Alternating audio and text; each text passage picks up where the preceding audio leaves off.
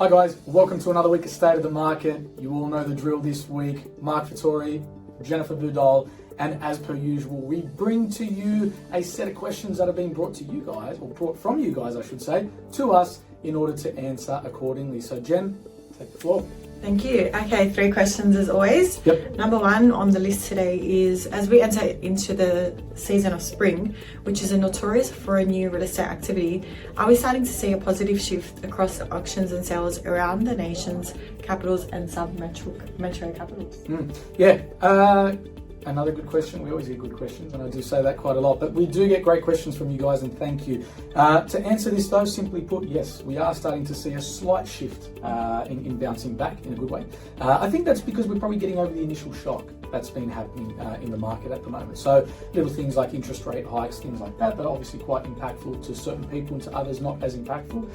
This initial shock has obviously stopped people from buying in, let's say, the last 3 months, which is good. It's done what it's needed to do. Will it continue on? I don't know. Of course, that's something that will always be in the air. But more importantly, what we are seeing is that people are kind of coming back out of the woodwork. And you might not be buying a house for $1 million. You might be buying it for $900, but we're still buying. And even just through some network on the weekend, I did notice, that there was a sale that someone was looking at, a friend of mine.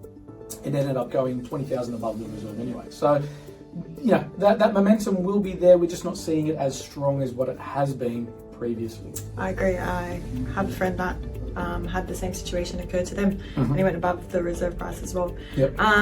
Question 2, we understand that in recent news that the allocation of funds by a majority of super funds to a property sector are forecasted to grow threefold over the next 2 decades to $20 billion. With the spread across commercial, residential and industrial assets, what are your thoughts on this, and as an immediate impact on the property market as it is, what would you say to that? Yeah, I think firstly, any immediate impact is something that is always very short term. So we need to always take that out of mind. Of course, if we can't afford to get into the market because interest rates have shifted and made it harder and property prices, then we don't get in. Simple as that. But what we need to look at is the long term. And we know that Australia is still a very young nation at heart.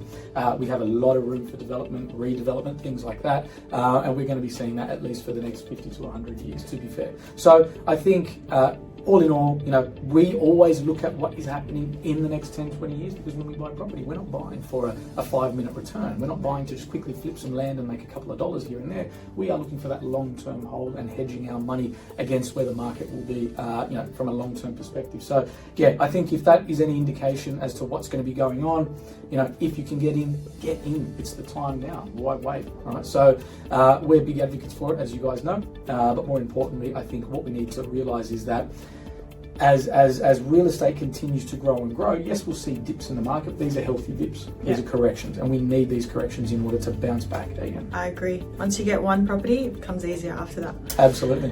And number 3, and the final question, there are more and more high-profile investors, both in debt and equity markets, almost celebrating the increase in cash rates and consistent mortgage rate hikes, causing stress to some households, as we know, with the interest rates happening at the moment. Can you elaborate as to why this is a good thing, though?